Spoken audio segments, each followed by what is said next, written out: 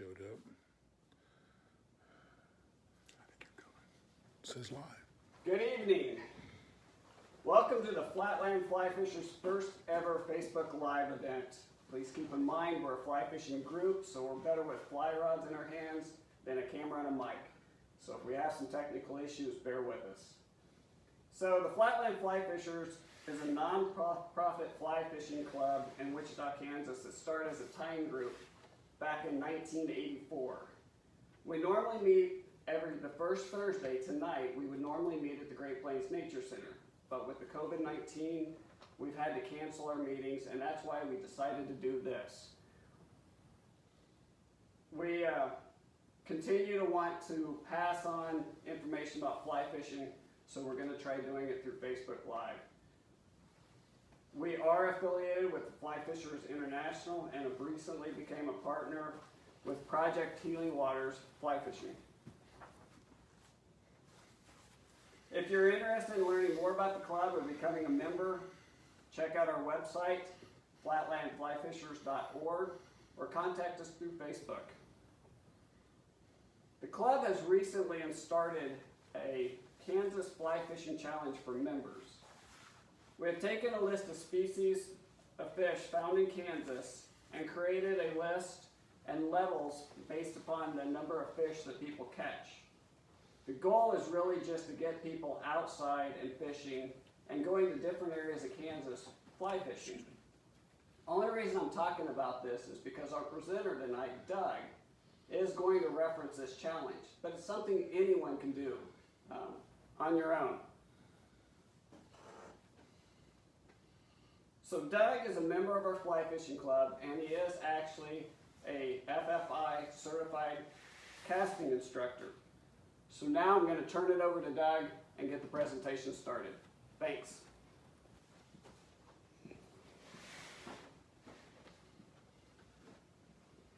Thank you, Ryan. Again, my name is Doug Meyer, and I appreciate you all checking in with us this evening. We're kind of in unusual circumstances with this COVID-19 thing going on.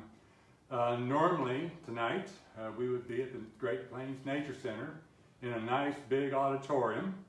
There would be probably anywhere from 25 to 40 people, all fly fishers, hanging out, and we'd be having a presentation going on in the main auditorium.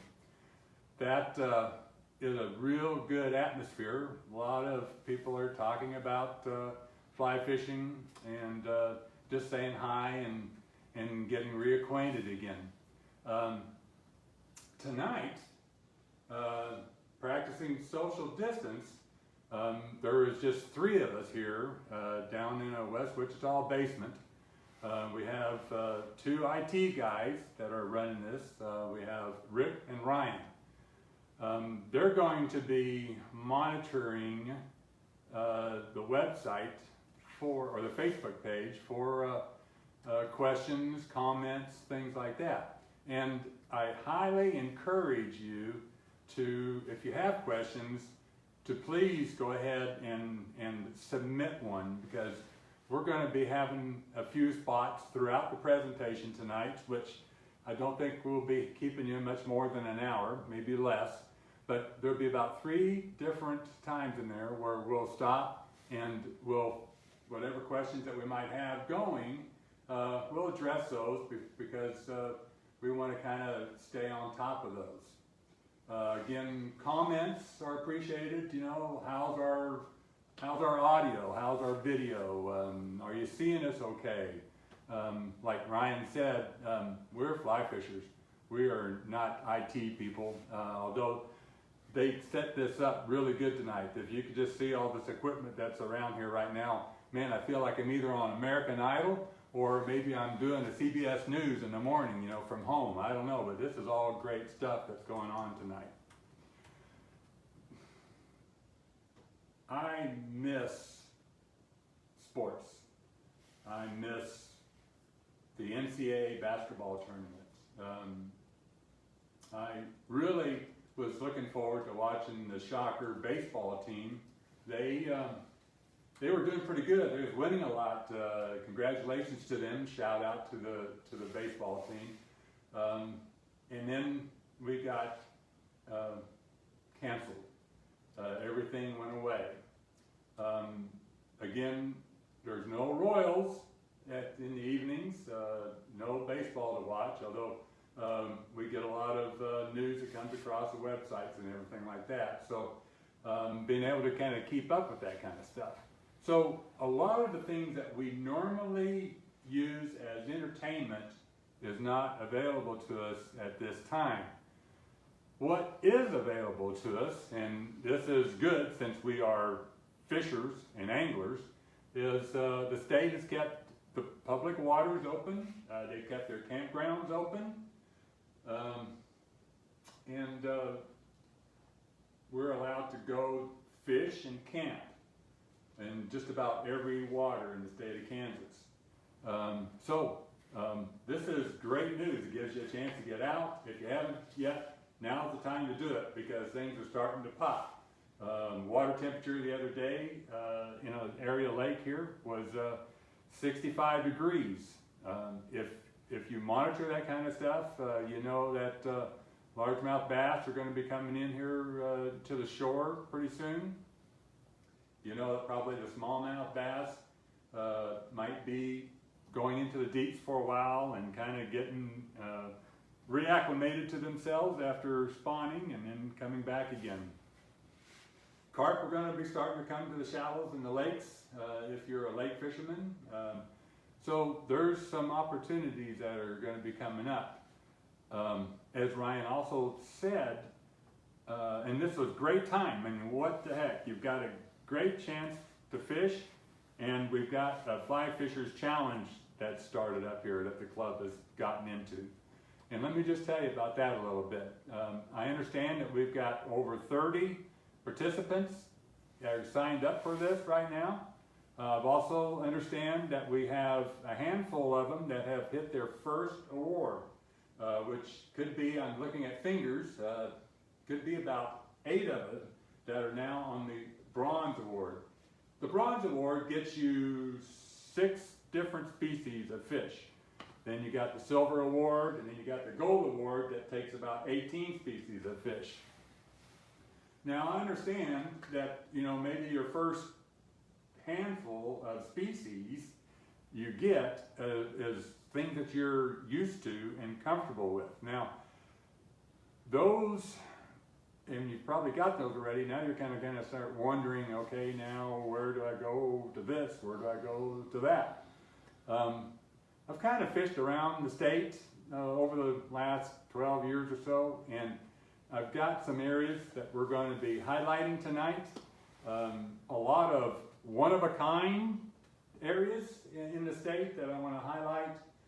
Some really cool treasures that maybe you should give it a try and take a look at.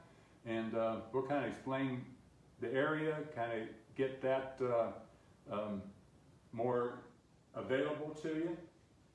I'll let you know what kind of species you'll be able to procure in that kind of an area, and get that species list built up a little bit more. So we're going to go ahead and get started here now and move on.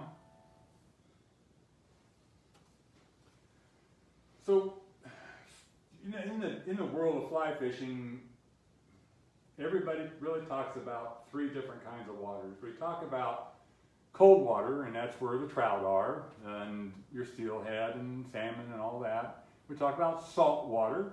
Salt water, you always think about bonefish and redfish, tarpon, you know, going to the Bahamas, things like that. Cold water, you think about going to the mountains. You know, we got Colorado, we got a lot of stuff in Missouri, here based in the central part of the United States in Kansas. But when somebody talks about the third category, warm water, it's really kind of got a puzzling stigma to it. Years ago, I visited with one of the editors of one of the fly fishing magazines, and we was talking about this scenario, and he said, you know, Doug, you know, just like what I just described, cold water, salt water, they've got brands. You kind of got good pictures of what's going on with those, but when we say the word warm water, what's the thing that many people think about is, isn't that just what goes into a bathtub, for crying out loud? So yeah, warm water kind of has a lack of brand. Kind of try and talk about brand tonight just a little bit too. Put something, when you hear the word warm water, that maybe you got an association with in that area if you're not in our area.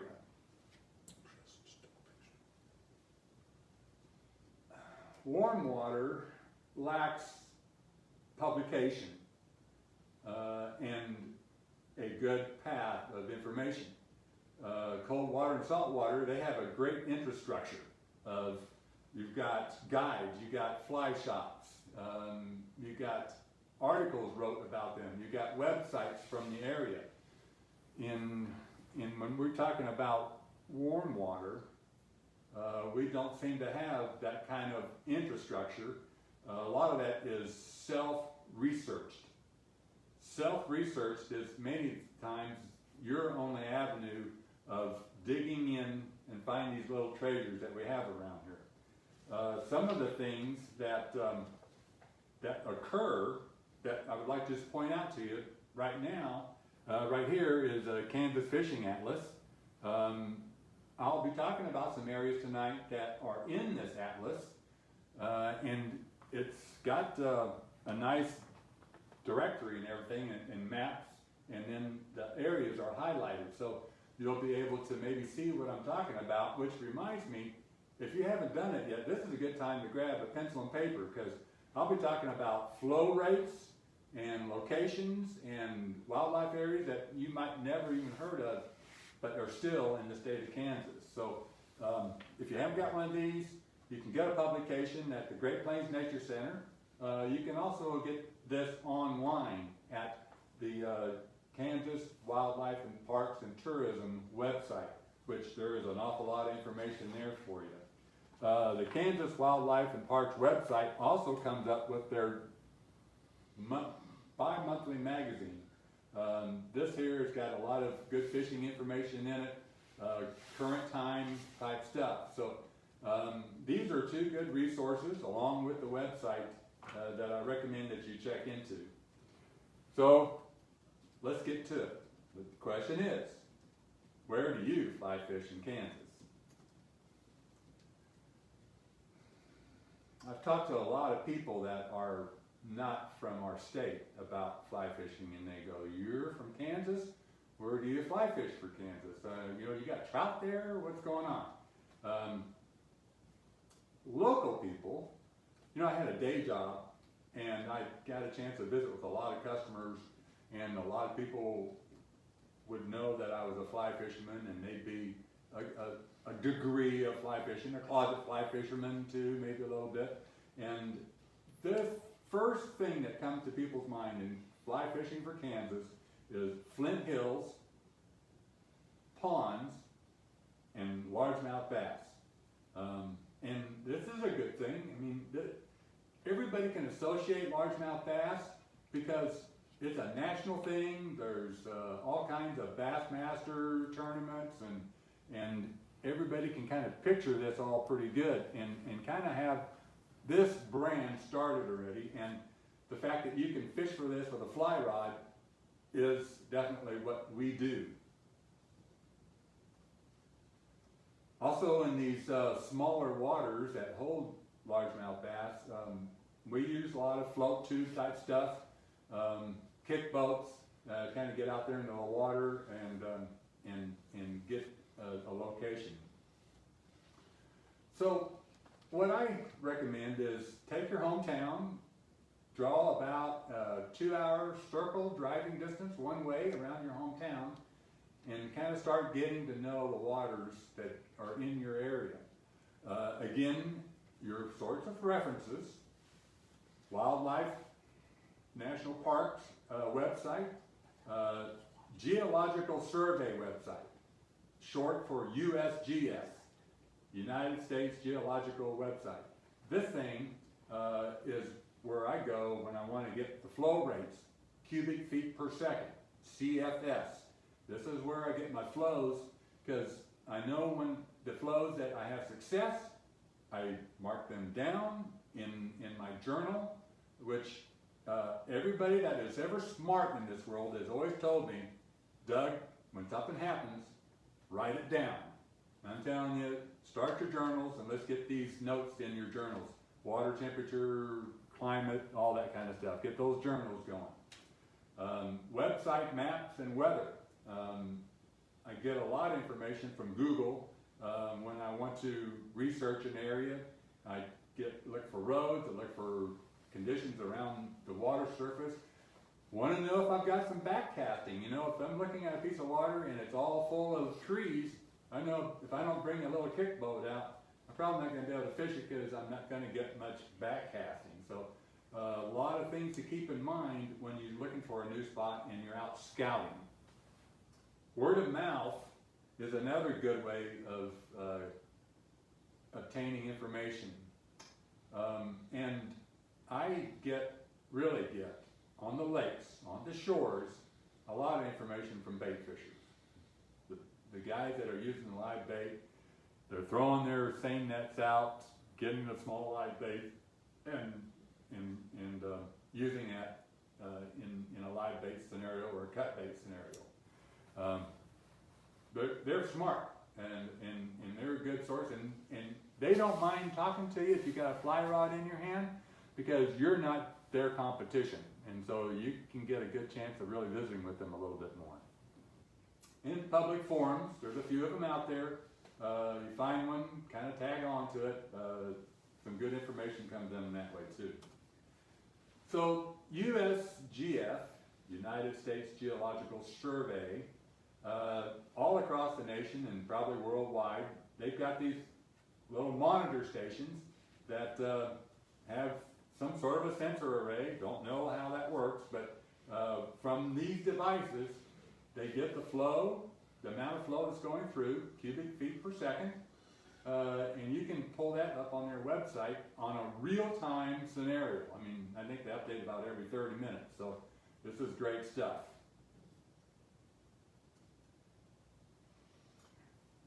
As far as locations tonight, I'm going to really kind of concentrate on 4 areas. You know, there's a lot of areas that are not in this that are good fishing. Just because I'm not covering it tonight doesn't mean that it's not good fishing. What it does mean is I'm thinking that because I'm not covering it, it's kind of known already, and we're not going to probably gain a whole lot by covering much on it.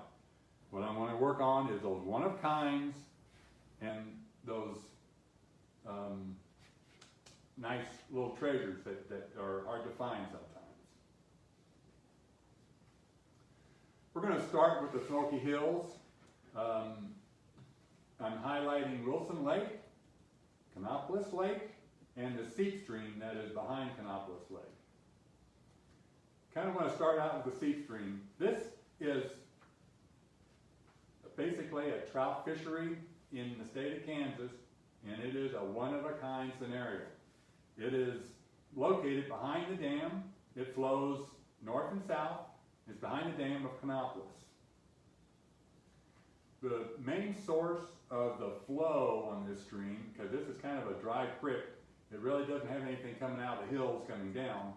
It's coming from the dam. And this picture that I've got right here is the main source, getting about 6 to 7, maybe 8 CFS coming out of there, and that's your flow down this stream. I'm told that the water that comes out of here is roughly 65 degrees year-round. So actually, and I've confirmed this, trout can stay in areas to a degree year-round. I have caught trout there in August and September before the stockings in late October or in November. A few years back, they did a big renovation to this thing, and it was really needed because there was only about 3 spots along the whole stream that would fish deep enough. And if you drove from Wichita or a long ways away, you got there and there was already people there, it's kind of difficult.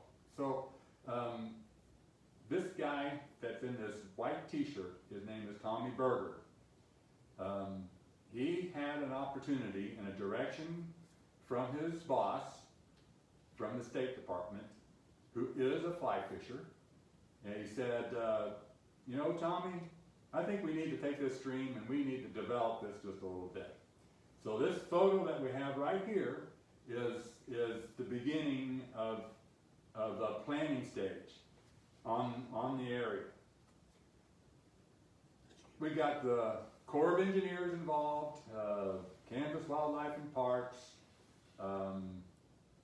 area fly fisher clubs, the Flatland Fly Fishers and the Free Staters out of Lawrence, and construction got started. There were 5 low water dams mounted into this stream, rocked full with big boulders and the like. You can tell how clear the water is. You can see the boulders coming in there like that. There are 5 of those spread out across the area. And of course, upstream is kind of a simulated beaver pond, and downstream it's already washed out, nice deep channels through there, and a good place to hold fish. Another structure that was put in is Lunker Bunkers, is what Tommy Berger called them. That's kind of a U-shaped concrete structure that they lay down on its side, and so the side that's open is facing toward the water. And I'm telling you, this thing does hold trout. You can fish along those Lunker Bunkers, and if you're hard to catch them anyplace else, give these a try. This might be your spot. Now, the Flatland Fly Fishers Club helped out on planting trees around the area on this. We planted a bunch of river birch, kind of a fun adventure. We had to get them off of our trailer and wheelbarrow them down to the shore, and then it would go across onto the boat, and they would wade across to the other side, because that's where we could plant them. We couldn't plant them on the dam side. Corps of Engineers wanted them on the far side of the creek, not on the dam side. So we had a group that was digging holes, and we had people that was shoveling across, and we had people that were wheelbarrowing them down from the trailer on the road. So that was a really fun day, and we were all pretty tired. But if you were to go out there now, these trees are now probably 15, 20 feet tall, something like that. We lost a few of them. We planted, I think, about 15. We've lost a few, but there's still some there. And it's kind of a final shot of a completed area, nice and rocky, and got some good clean water. And you know, it's about the closest thing that we've got to a Colorado stream. And one of the things, since us guys in Wichita have put a lot of time and effort into helping develop this, we asked for the possibility of maybe an area that would sustain a fish or trout population, because they only stock once a month. And you know, if you are fishing on the 3rd or the 4th week before the next stocking, the put and take, a lot of take happened, and your numbers could be a little slow. So in a negotiation process, this came about, artificial bait only in the very center part of the stream. Now, in the original first few years, this sign was close to the stream. They are no longer there. Those signs are now on the telephone poles that go along the road next to the stream, and you'll see those signs. They're well marked, and you'll know the artificial fishing area. The idea about the artificial, perhaps maybe a few more could be released back into the water unharmed, and sustain that population for people that might want to come from a long distance. And truthfully, this is working. We would like this to continue on as long as they continue to start stocking it, because it is working. Getting down toward the end, before the next stocking, if you go in this area, you just seem to have a little higher number of fish than on the north or the south sides of this center section. Mostly rainbows, but every once in a while they'll put in some browns just to kind of mix it up a little bit. Just kind of want to give you that shot. But still, technically, this is a warm water fishery, and we have 3 species that I'm showing you right here: the largemouth bass, the green sunfish, and the bluegill. All these are readily available in that stream, in the times of year when you fish for these kinds of things.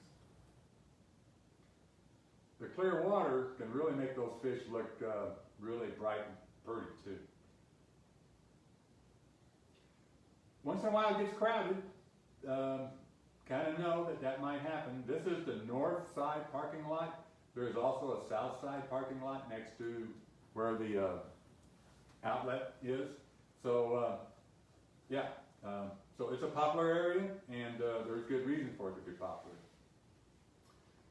Beside the seep stream, behind Panopolis, is the outlet.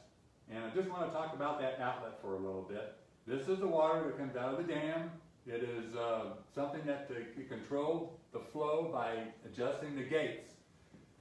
Pretty sure, mostly controlled by the Corps of Engineers. This area, this flow, I seem to be most comfortable with about 200 CFS area. What I like to do with this is swing a fly down and just kind of like what like they do, like with steelhead and salmon, in those rivers in the Great Lakes or in the northwest part of the country. You guys out there that are on this fishing challenge, you may be able to get your saw guy here.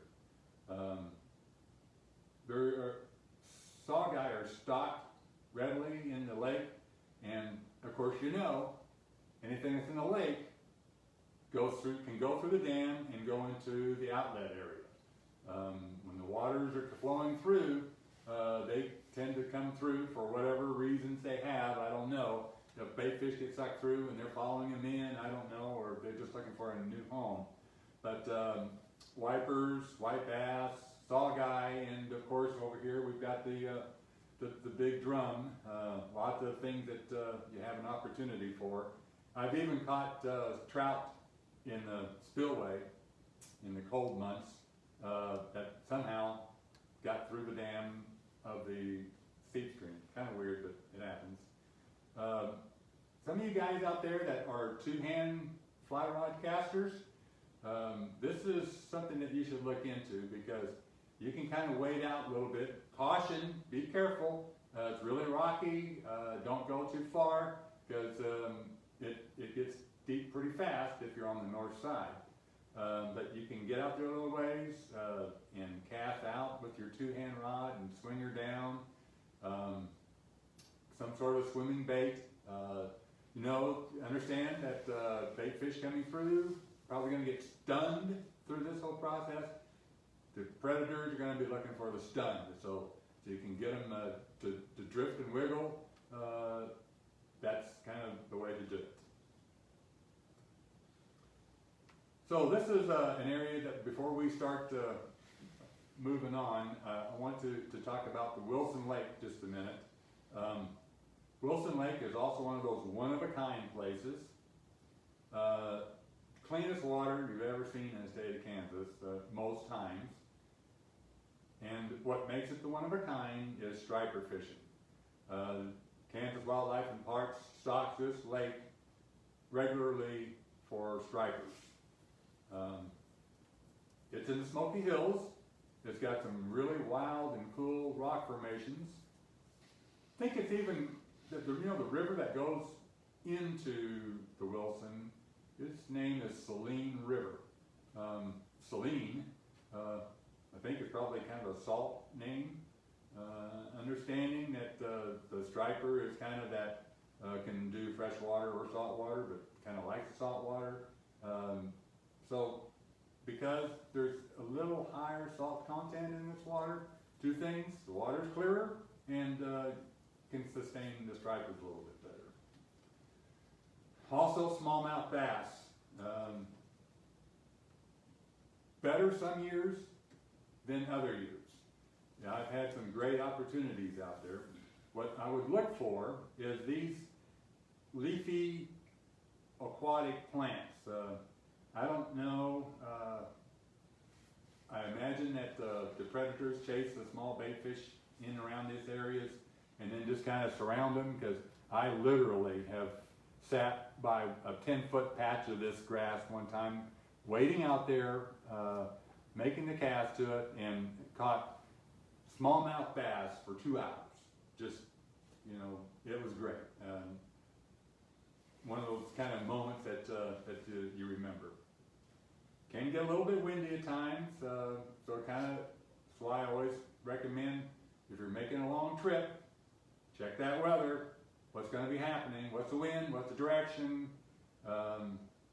My rule is, if it's over 20 miles an hour, it's really too much to try and cast into effectively. So kind of know that wind plays a big part in many of the species out there, but my cutoff point is 20 miles an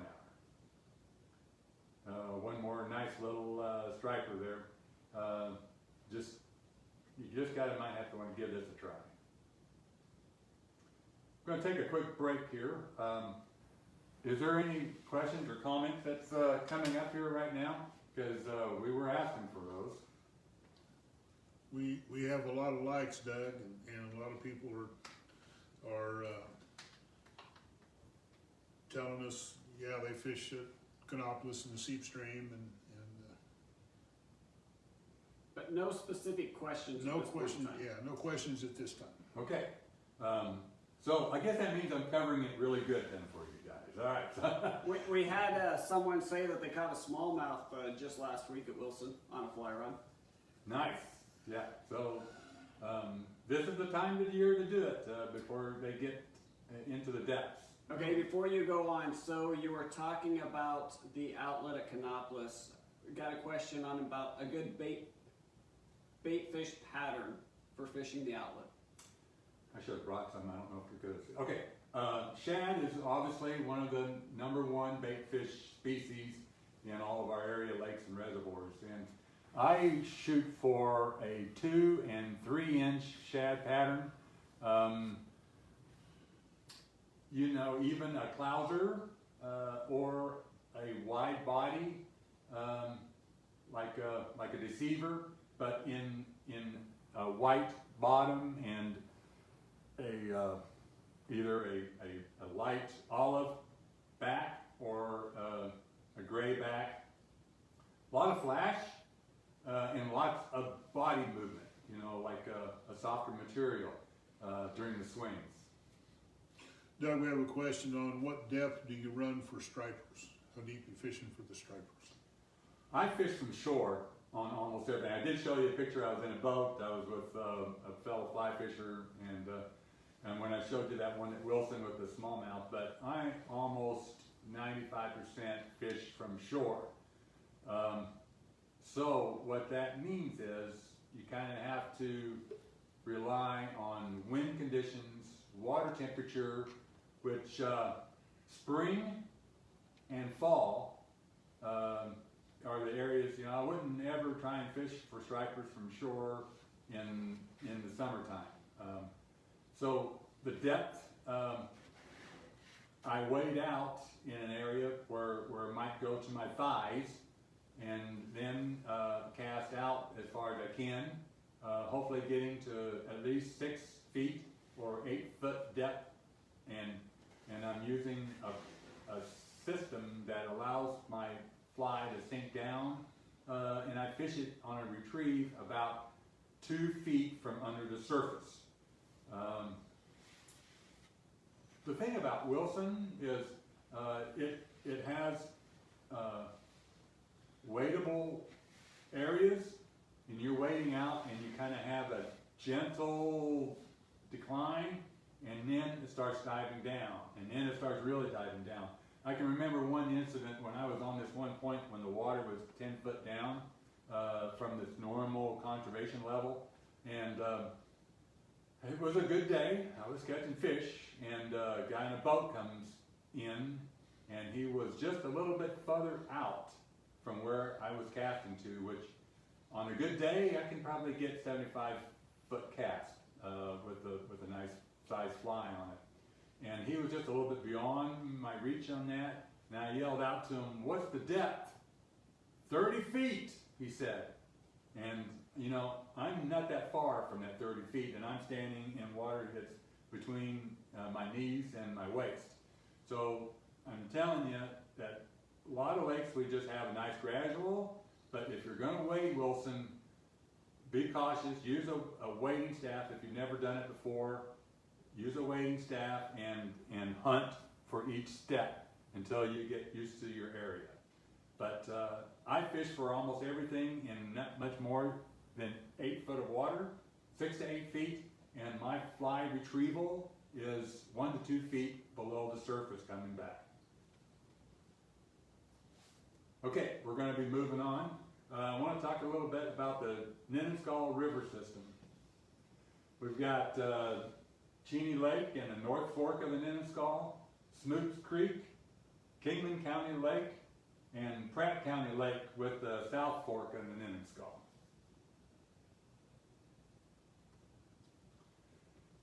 So Cheney Lake for years has been known for the walleye fishing from the dam.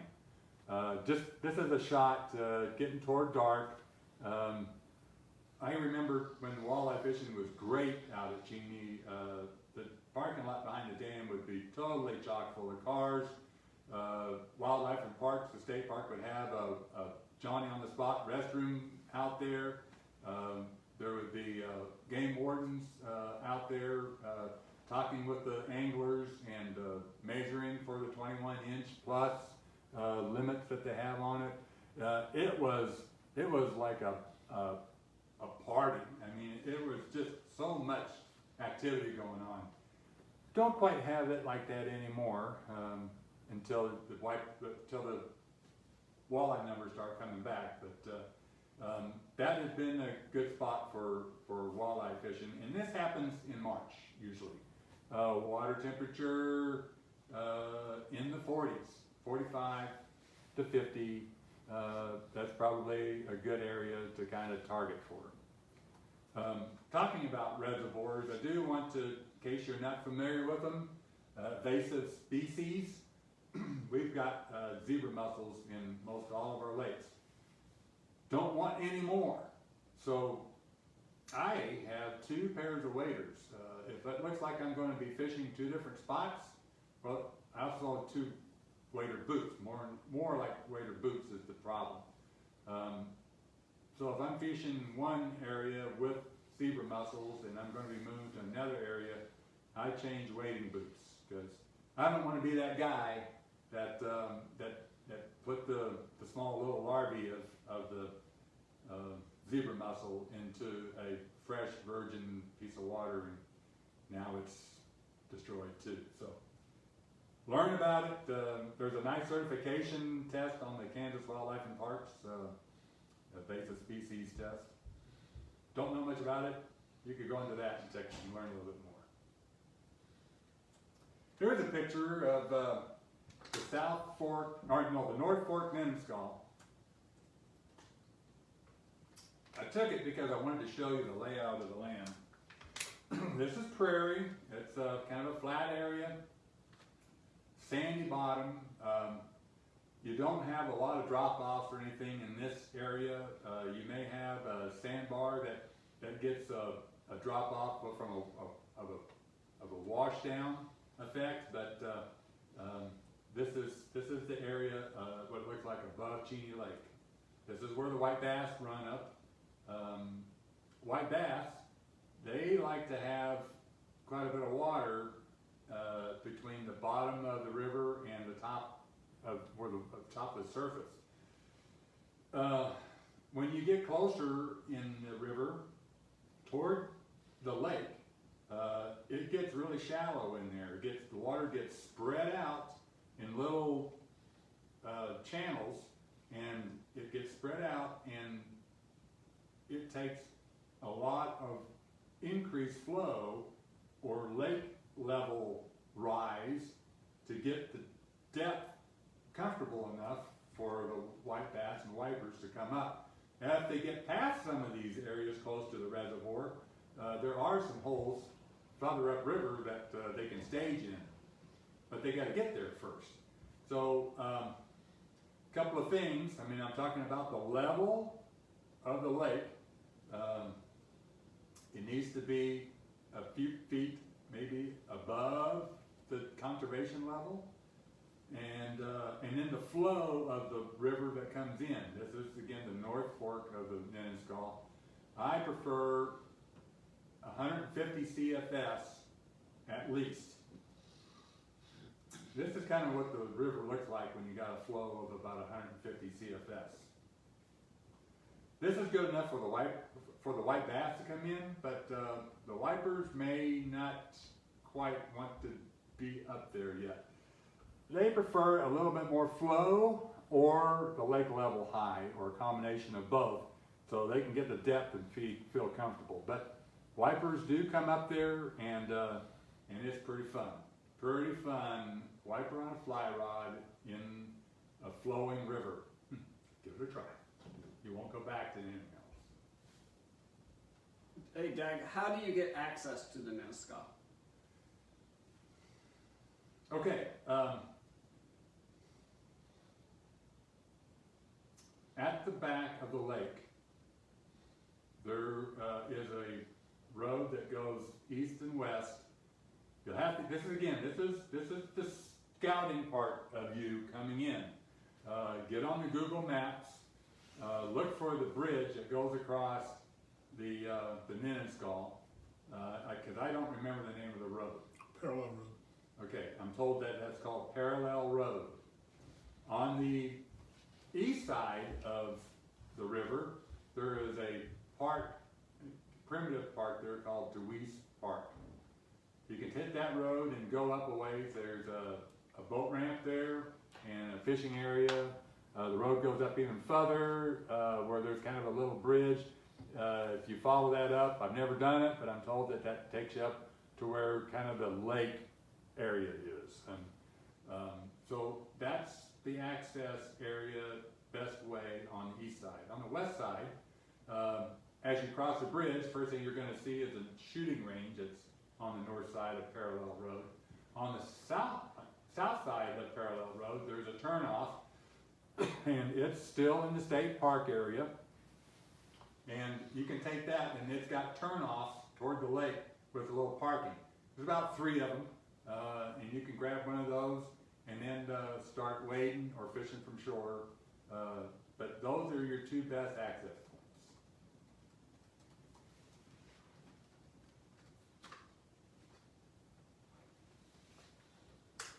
Keeney. Keeney is another one-of-a-kind lake.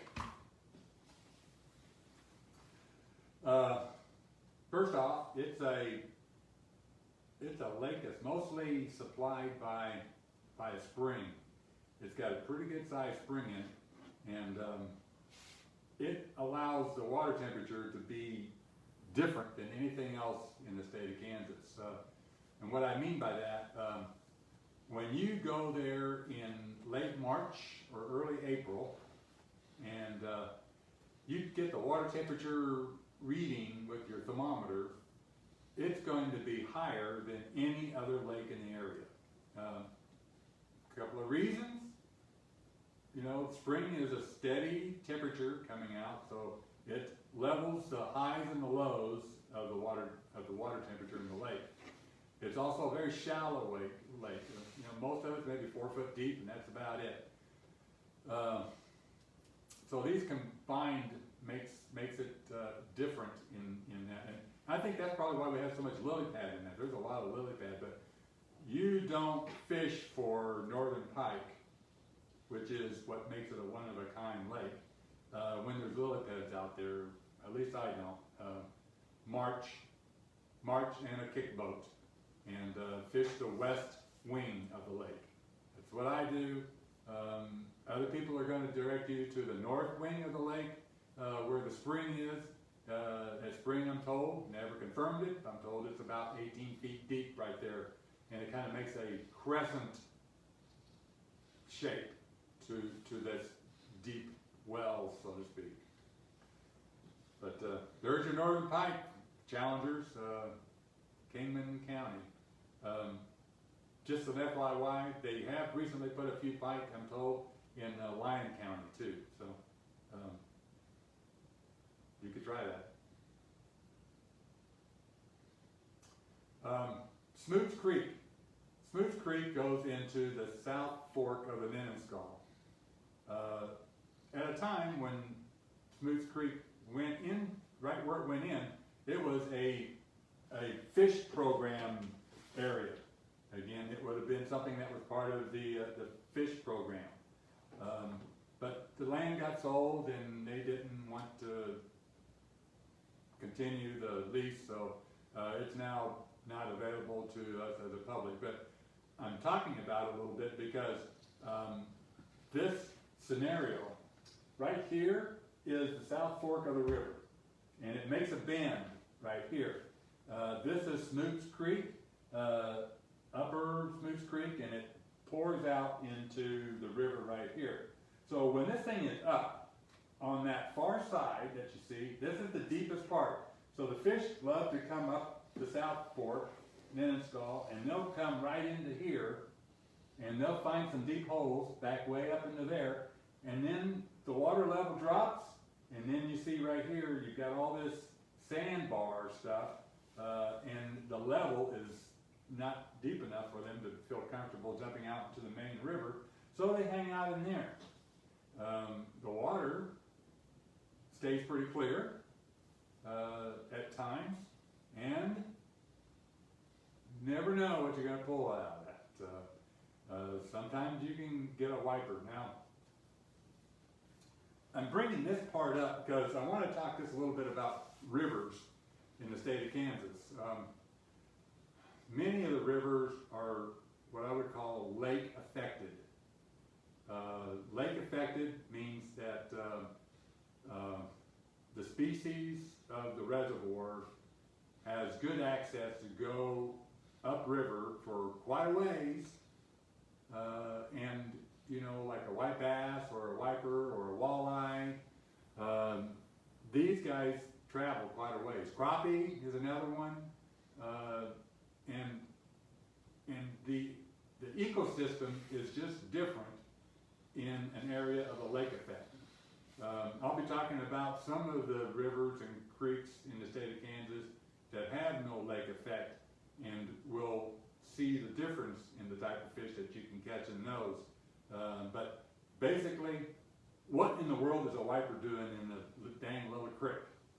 Well, my guess is he went out through the dam at the spillway at Cheney on the North Fork of Ninnescah, went downstream because somewhere in Sedgwick County, down south of Wichita, the North Fork and the South Fork come together. He went down to that convergence area, made a right-hand turn, and went up the South Fork. Went up the South Fork and went to this area while the water was high. Got into there and got trapped. Actually, there was 2 of them that day. I caught back to back that size. So you just never know how far a lake effect will carry, but this carries several miles. Last thing in this river system I want to talk about is Pratt County Lake and the South Fork of the Ninnescah. Pratt County obviously is the home headquarters of the Kansas Wildlife and Parks. Recently, Pratt County Lake has been reconstructed again, and they're back into the restocking mode on it. But one of the times I was there, right there in the corner, we have shade tree right in there, middle of June, bluegill, all kinds of pretty bluegill, and they were colorful. But that was a fun day. But they stock about anything in there, and they'll be putting some wipers in there too in the future. But what's really cool is what runs parallel to the Pratt County Lake. The South Fork of the Ninnescah, there is a USGS monitor there, and in this area we're getting about 9 to 11 CFS on a non-rain affected flow. When it gets down to Byron Walker area, that flow is about 130 CFS, not rain affected. Between these two areas, there is a ton of spring water that can come through. We just talked about Kingman. Kingman's flow goes into the South Fork of the Ninnescah. That adds to that flow that we're talking about in 130 some. But this area, look at this picture right here. This is a small little stream condition.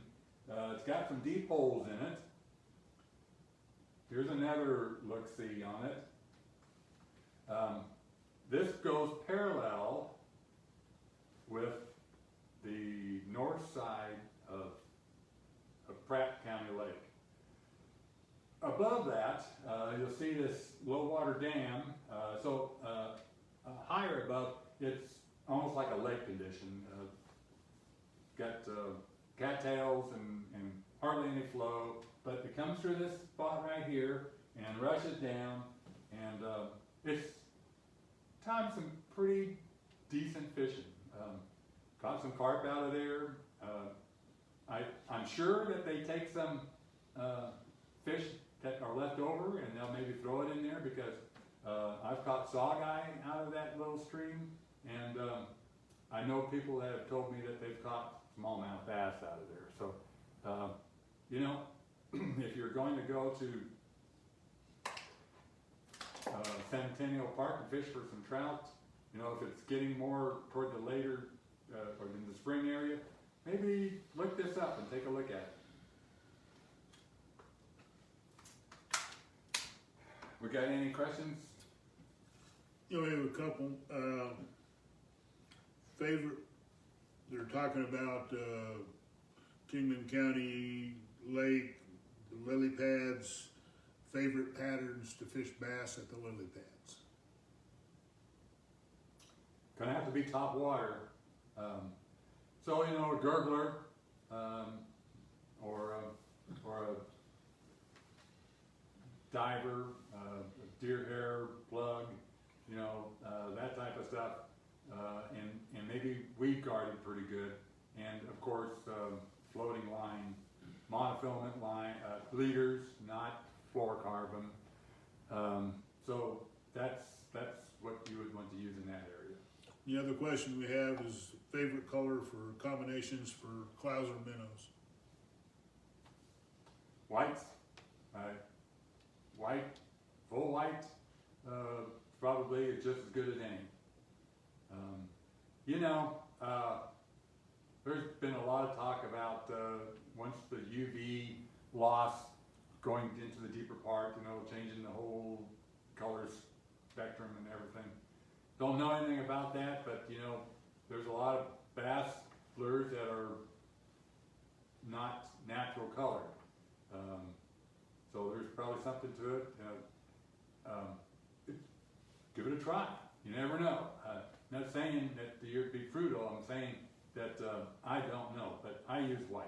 That's what you find in my box. Okay, I'm going to move on here to the Flint Hills, and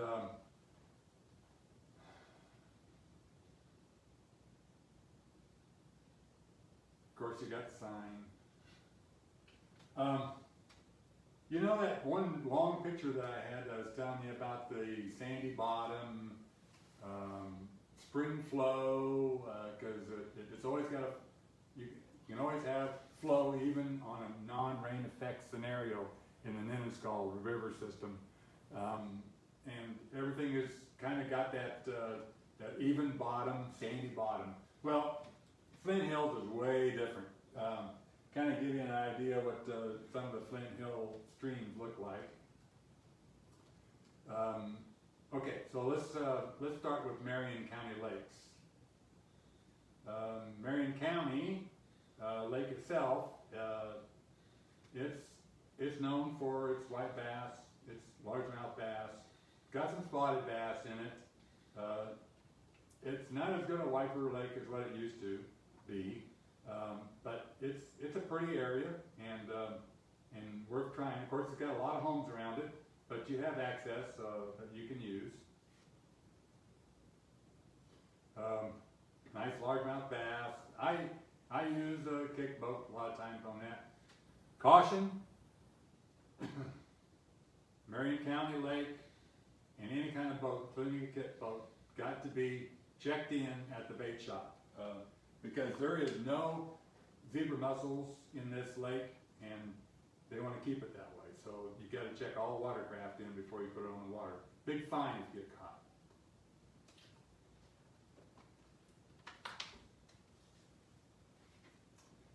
White bass, that's good too. Marion Reservoir, this happened to be a carp day at the Marion Reservoir. Friend of mine and I, we cheated. We used a feeder, and it was a nice catch day. Wipers are good, known for its white bass. So Cottonwood River that comes into it, obviously a lake-affected river above it. So you'll see the things that are in the reservoir go up this river there too. Chase County, nice small little largemouth bass, crappie, channel cat, bluegill lake, right in the middle of the hills. Gorgeous, gorgeous piece of water. A lot of us use pontoon boats, fish from those. The thing that I want to point out about Chase County is you're wanting to get your spotted bass on your challenge. The dam, end of June, 1st of July, it's a good spot to get your spotted bass off the dam here. Obviously I use it on a kick boat and just cast right up against the shore. This is about the largest spotted bass I've ever caught. That net is about 16-inch mouth on it, and he's about that. So that was a really nice one. All other kinds of little green sunfish, bluegill. I don't know. I think this might even be a red ear. I might not caught that there, but anyway, a lot of sunfish type stuff in that lake too. Might be able to get your black crappie off the dam if you can get down about 8 feet. Fall River and Otter Creek.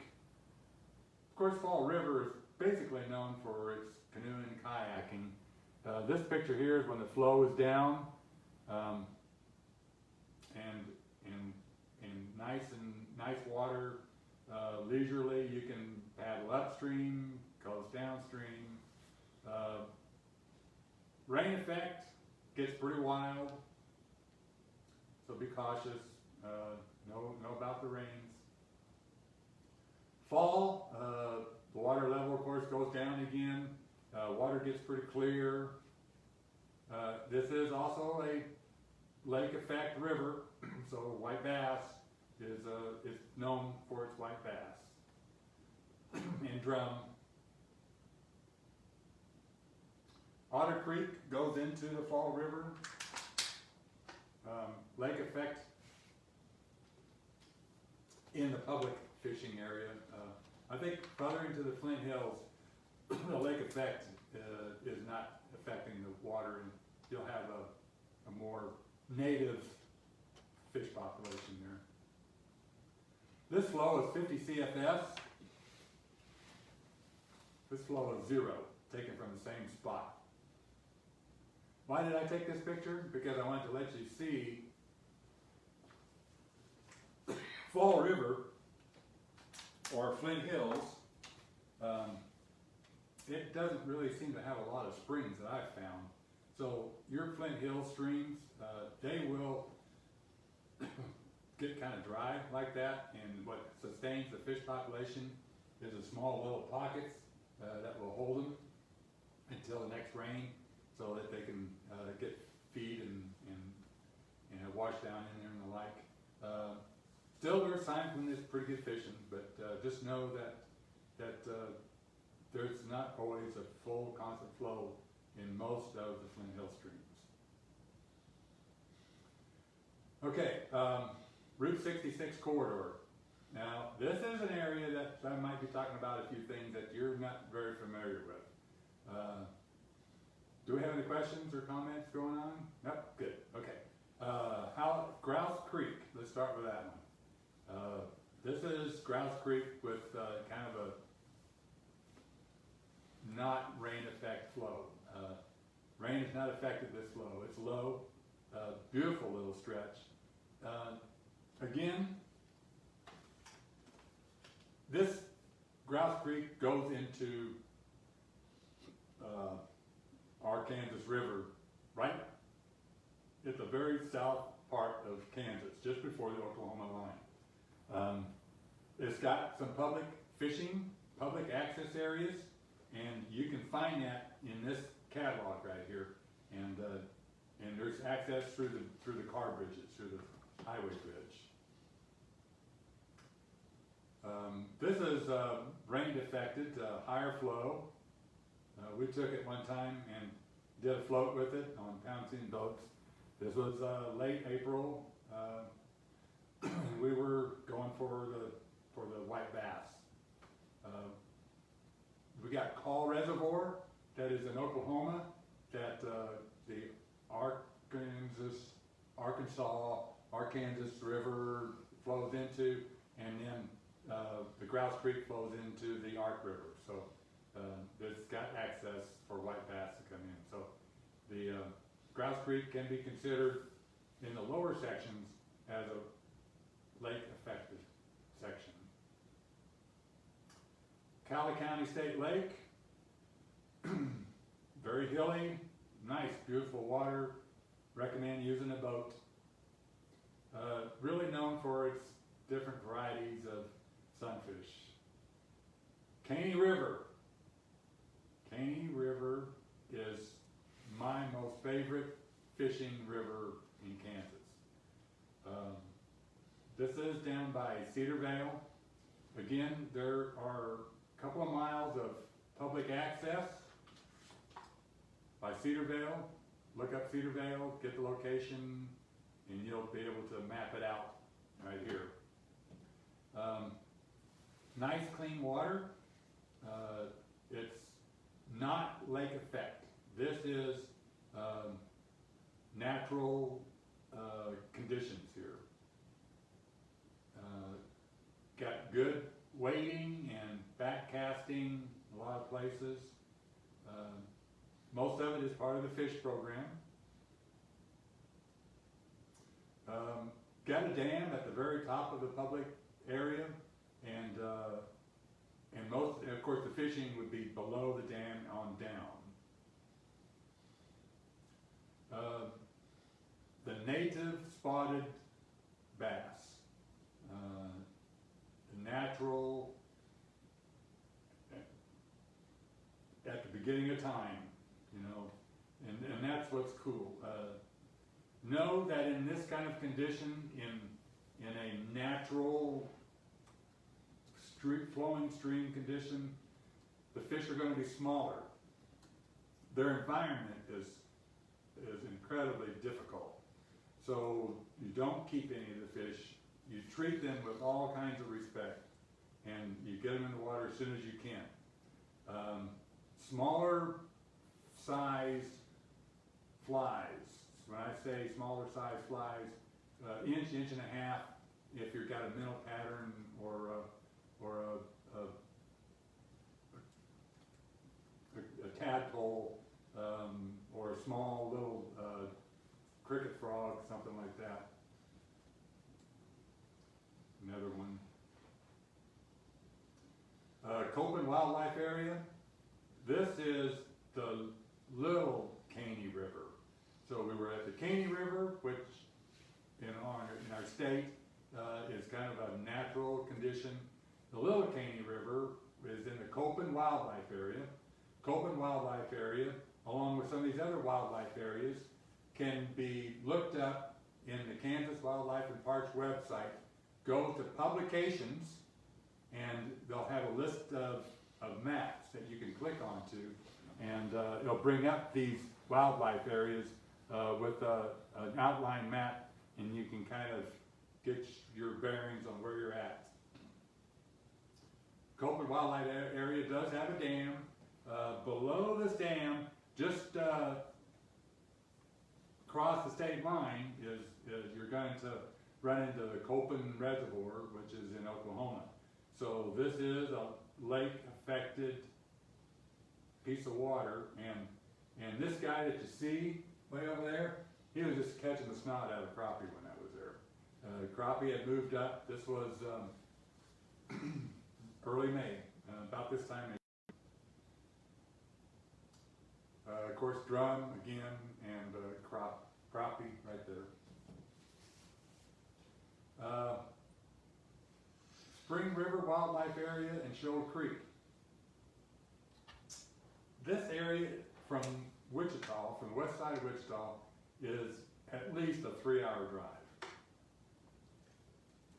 But I did it one day because the brochures for these wildlife areas, which you can view on the Kansas Department of Wildlife and Parks website under publications, under maps for wildlife areas, they report that the Spring River and Shoal Creek have smallmouth bass in it. Well, I wanted to catch a smallmouth bass in moving water with a fly rod and a Kansas fishing license. So drove on out there, and I went to the area. If you look at the map, if you go to the map of this area, it says parking lot. It's not a parking lot, it's just a no-ditch area off the side of the road. And then you're going to see this piece that goes down. That's kind of their walking path that gets down to the most gorgeous piece of water you've ever seen. This thing, 150 CFS is what I like. Oh, I forgot to tell you, Cheney River, one of my big favorite pieces of water, 35 to 50 CFS is what I fished that at. And it can really flow, just recently I looked at it, it was like 2100 CFS. So rain affects it pretty easily. And this river, Spring River, it's rain affected tremendously. I have seen 15,000 CFS come through on the website.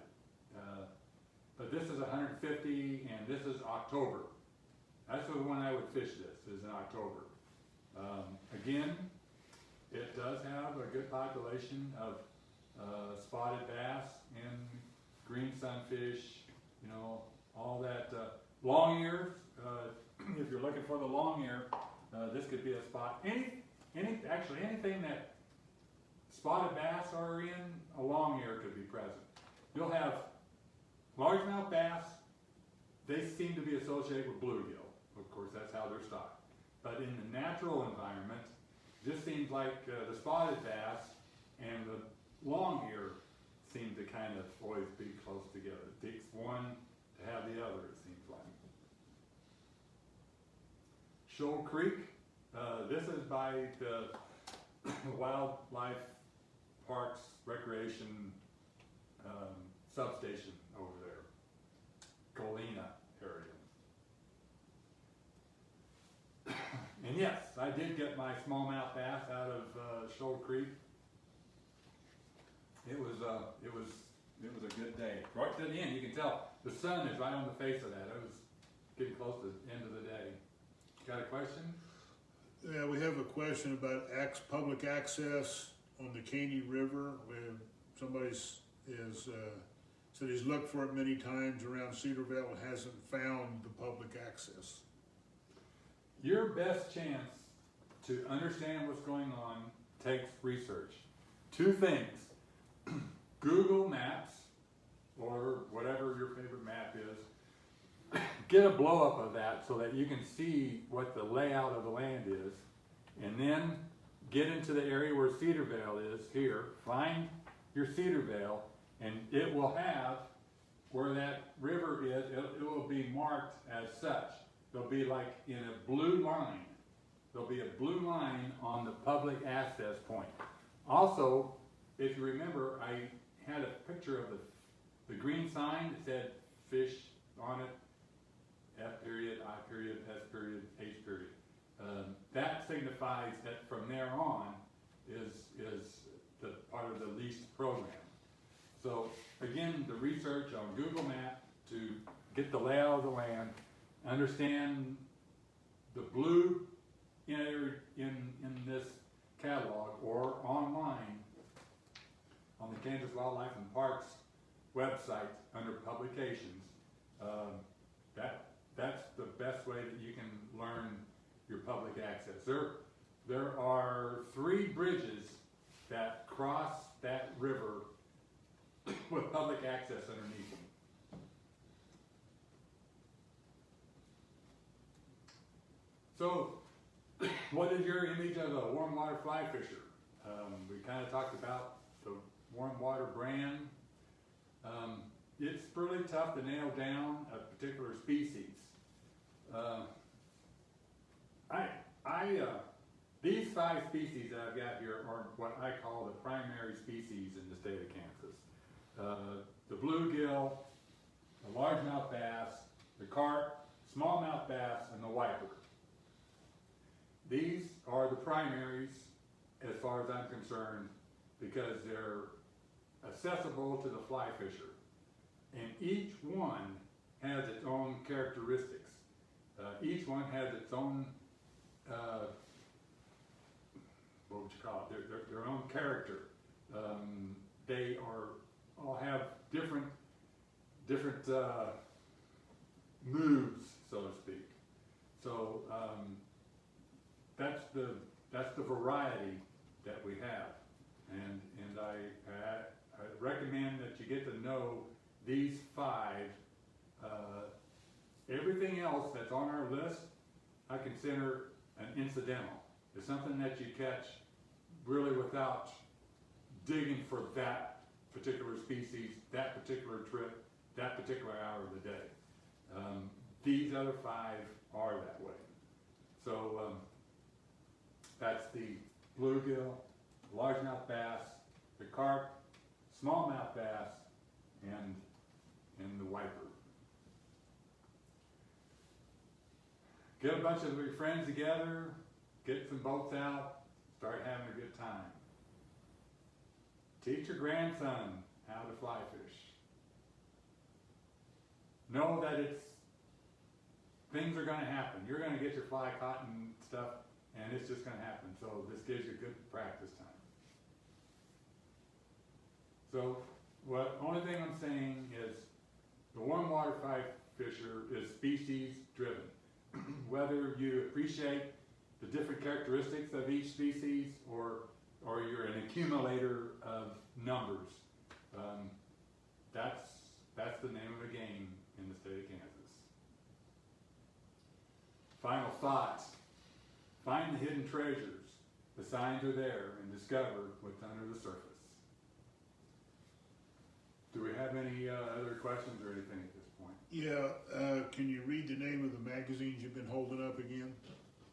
We've had a question about that. Okay, this particular one is a Kansas Fishing Atlas. All the Kansas Fishing Game headquarters have these available. You can go on the Kansas website, the Kansas Wildlife and Parks website, And under fishing, where they talk about forecasts and surveys and the like, they'll also look for Kansas Fishing Atlas. Kansas Fishing Atlas. This book takes you through the whole state and shows you where the least property are. The properties that the state paid the landowner to have the right to fish it. And so it's not really public land, it's leased property. So that's the best way to describe that. This one here is a Kansas Wildlife and Parks magazine. It comes, I think it's 4 times a year.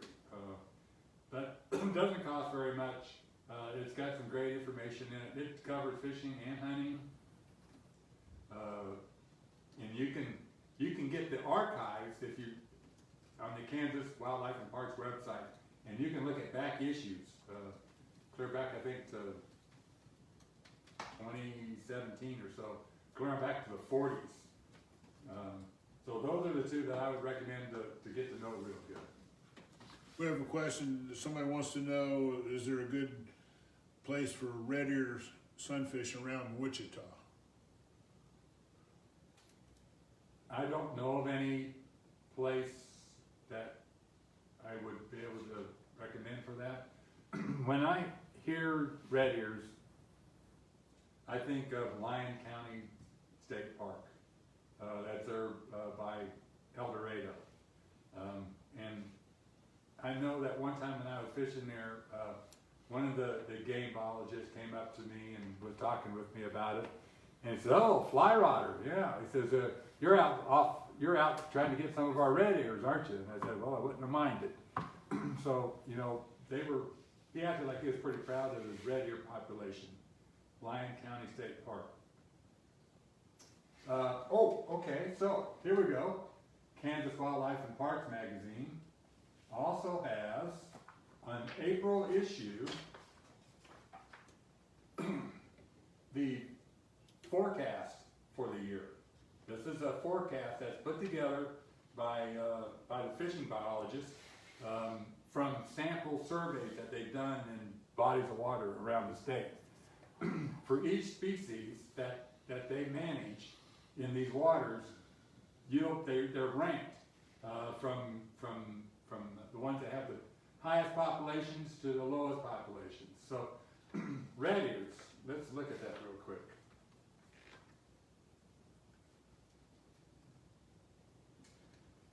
Bill, as far as reservoirs, Big Hill Reservoir is the one that has the most. And as far as small lakes, Douglas State Fishing Lake, Cowley State Fishing Lake, Lyon State Fishing Lake is about 10 down. So Cowley, that's close. That's an hour south and a little bit to the east. That'd be your best shot, probably. What wildlife area is Spring River in? Spring River Wildlife. It's actually okay. That's what they call it, Spring River Wildlife Area. Yeah. Someone asked about if you could go back to your maps, and I don't know if they're talking about your first one that kind of showed the different regions. I'm not sure.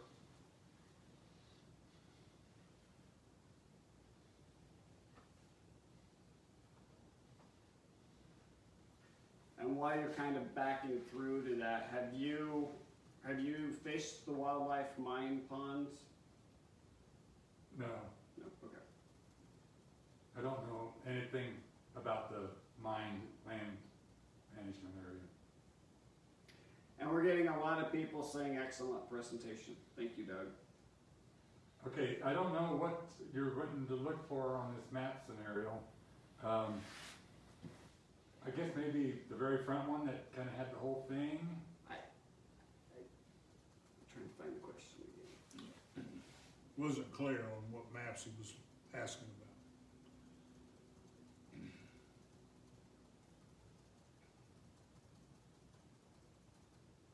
Oops, did I? Nope.